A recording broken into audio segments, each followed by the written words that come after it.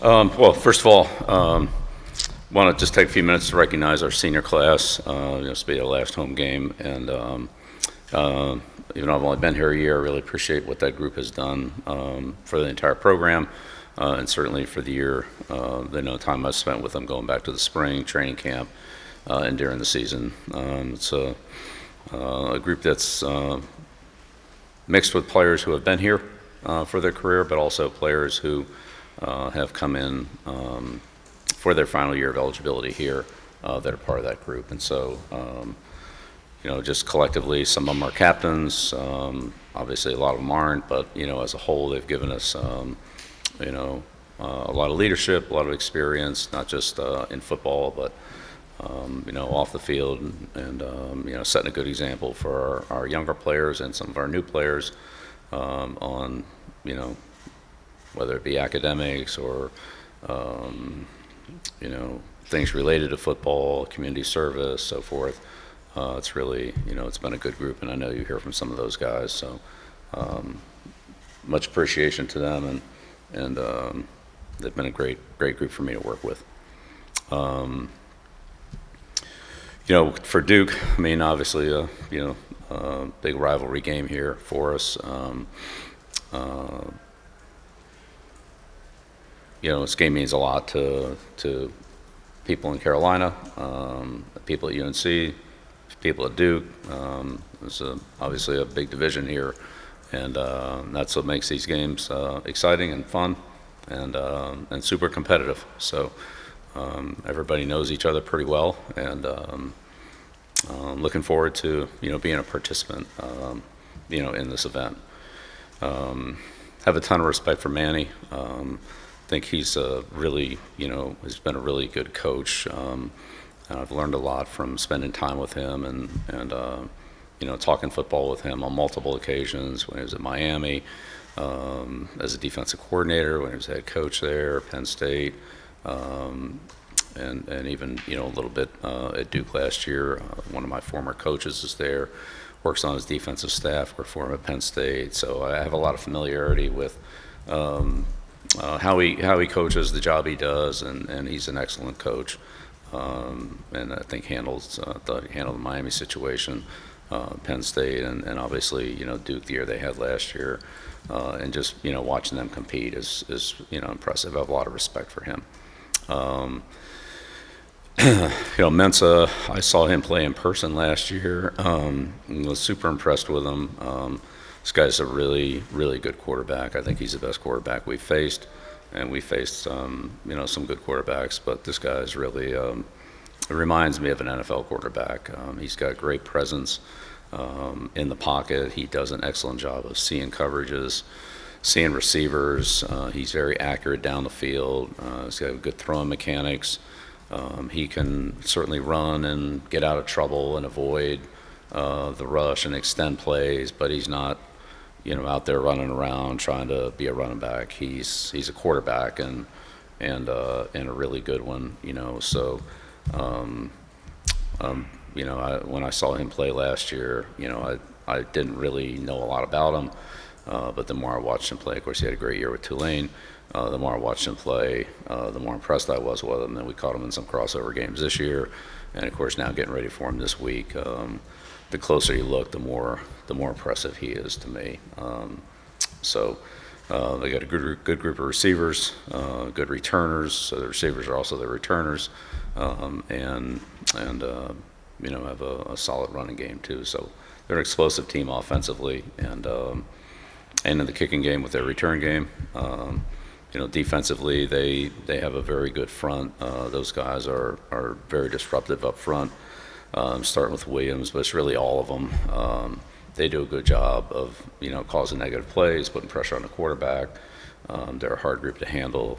They can definitely ruin a game with strip sacks, batted balls, tackles for loss, things like that. So handling them is every team's challenge when you play Duke. Certainly that'll be the case for us on Saturday. So. Good football team, well coached, and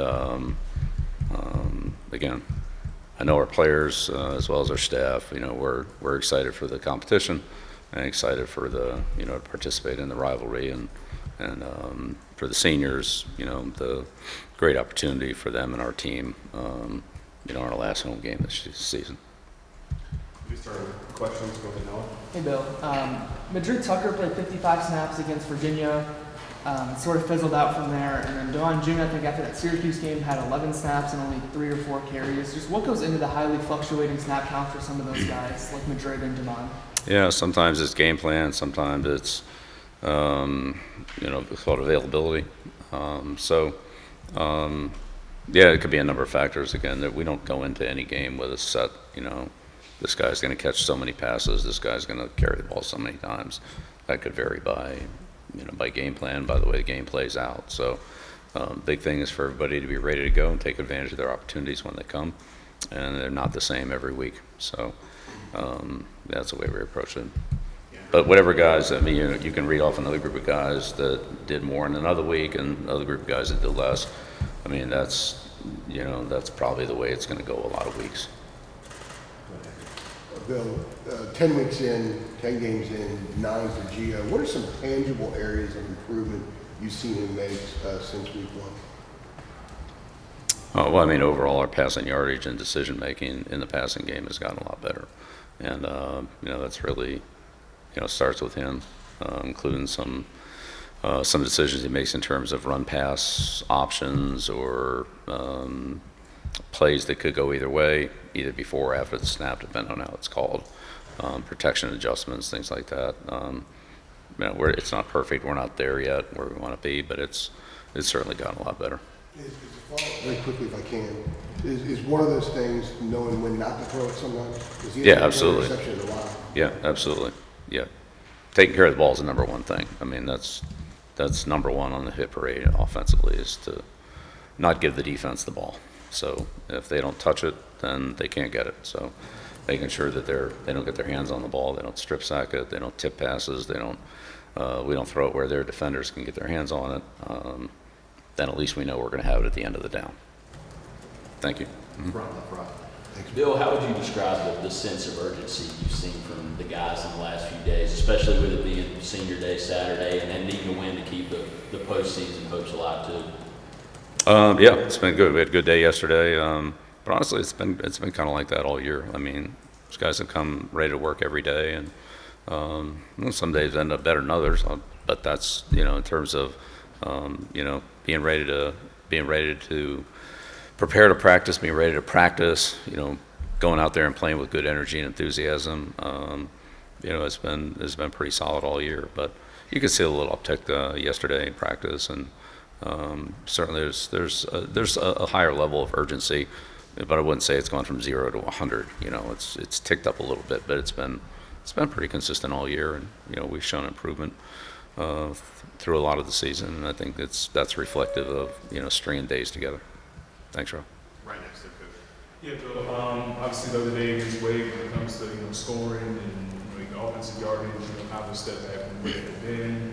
Looking at the season, I guess in totality, the offense, probably not in a place where, maybe you want it if you look at, scoring and offensive yards, things like that. Mm-hmm. I guess what, in your opinion, has kind of been, the difficult elements of, having a level of consistency when it comes to offense and having, a higher scoring offense? Yeah, I think it's a combination of things, not just one. I don't think it's just one play or one thing. It's a combination of things, and we all just need to do a better job. We need to do a better job of coaching. We need to do a better job of execution. We need to do a better job with our communication. We missed some opportunities that we, would like to have back and wish we could have hit, but we didn't hit them, and we have to live with that. So we'll keep working harder to make those opportunities count and try to keep creating them. Hopefully we can capitalize on those. But the things that we're doing, fairly well, we want to try to keep doing those. The things that we need to do better, we want to try to, improve on those. And that changes a little bit from week to week as we see different opponents, different schemes, different players. It's not the same every single week. So, even if we fix something from last week, it might not even come up this week, based on the way that Duke plays as an example. They play things differently than Wake Forest does. So we have to adjust to that. So the next time we get a situation from a previous game, it might be a week or two away, or it might come up the next week, So that's what we're working for. Hopefully we'll be ready when it happens. Bill, you talked about how much this rivalry means to people around here. I'm curious, when you would talk to your dad about his time here, did he ever mention what it was like coaching in this game, competing in this game? Yeah, sure. Yeah, it was the game. It was the game. I mean, I don't think it's Army Navy, but it's that type of game. And my whole life I've been involved and grew up in an Army Navy rivalry. I was a little too young for the Duke UNC rivalry before we left Chapel Hill and went to Annapolis. But from the time I was the littlest kid in Annapolis, it was Army Navy. It was 10 games, and then there was, or however many games there were, and then it was Army. And so, here you got a couple other state games like Wake Forest, NC State, and App State. Those are big rivalry games too. But, Dukes, that's it. Far left from the front. I guess just on that, when you pride yourself on just teaching these players about the history of their opponents, you spoke about that the whole year. I'm just curious how much the victory bell has come up in that conversation. If so, what maybe share with them about that as part of this kind of rivalry tradition between us? I think that's part of the build-up for the week. But yeah, we'd like to change the color on the victory bell. Back, center, left. Yeah, WRL had a report about some of the driving records of some of your players, and I just wondered if they have a duty to report to you or the coaching staff if you guys were aware of some of the trouble they've gotten in with speeding and reckless driving, if they face any discipline, and if the program is doing anything to talk to them about that or trying to curb that behavior. Yeah, absolutely. We look, our conduct outside of the building, outside of the program, is important to us, and we stress that. And yeah, we've addressed multiple things, not just that, but other things. There are other things that go on besides driving that we've talked about. Absolutely. Front right, coach. Hey, Coach, you mentioned Derry Mensah, and his ability to move out of the pocket and everything like that. And I know last week you guys dealt with Robbie Ashford, who's kind of similar in terms of his mobility, and there's a lot of defensive breakdowns. How important is communication in this game, especially when you're going against that explosive passing attack like Duke's? Yeah, communication is always important, but I don't really see much of a comparison between Ashford and Mensah. I mean, they're two totally different players in my mind. So I just don't. This Mensah now is this guy's like an NFL passer. I don't know how good he is as far as whether he can play in the NFL. I'm not making a comment on that, but the way he plays like an NFL quarterback. He's not. Could he run the power play? I'm sure he could, but that's not really what he does. He throws accurately. He makes good decisions. He sees coverages as well as any quarterback we faced. If you make a mistake in the secondary, you should expect to pay for it. I just think he's the best we've seen at that. Second one, left, coach. Coach, we talk a lot about the offense, but the defense took a step back against Wake Forest there. What did you see from specifically the defensive front that maybe some of the effort issues on the back end there, especially on that long touchdown? Yeah, well, there were 2 long touchdown plays, and then they had 2 drives that we had multiple chances to end and get off the field on, and we weren't able to do it. So they scored 4 touchdowns, and that's what happened. Front right. Going back to some of the fluctuating snap counts, do you feel like at all for these players it's hard for them to get into a rhythm, and sort of how do you balance, like for example the running backs, with having 4 to 5 guys play every game? Do you feel like it's harder for them to get into a rhythm versus wanting to ride the hot hand? Yeah, I don't know. Yeah, Bill, just to follow up on my previous question, you mentioned addressing it. How does that come up? Does it come up in team meetings, individual one-on-one? How do you try to impart life lessons, maybe not just about this conduct outside the field, but other things? Yeah, all of the above, multiple. Yeah. Other people have talked about it as well to the team. That aren't members of the team, but people we've brought in, so forth. So we've adjusted. Front row on the left, good. Yeah, Bill, looking at Duke's offense, I know you talked about Mensah, but I mean, they've had games this year where they honestly getting some 40s as far as points per game. And things like that. They're one of, I guess, the better points per game teams when it comes to the ACC. Looking at both sides of the ball, both offensively and defensively, I guess if they did get into a situation where, you know, Duke's high scoring and you may, quote unquote, need to get into a shootout, I guess kind of what is the, I guess, confidence you have in the offense to keep up, and then also just in the defense to, you know, kind of limit their production. Right. Well, I mean, there have been games where they've given up points, games where they've scored a lot of points. So we'll see. I don't know. We'll see how it matches up against us. But look, we send the offense out on the field to score. That's their job. That's what they want to do. That'll continue to be our goal every week. And that's what we're putting them out there for. Defensively, we send our defense out there to prevent our opponents from scoring. And so some games we've done a better job than that than others, but that's our goal every week. I mean, I don't really see that changing.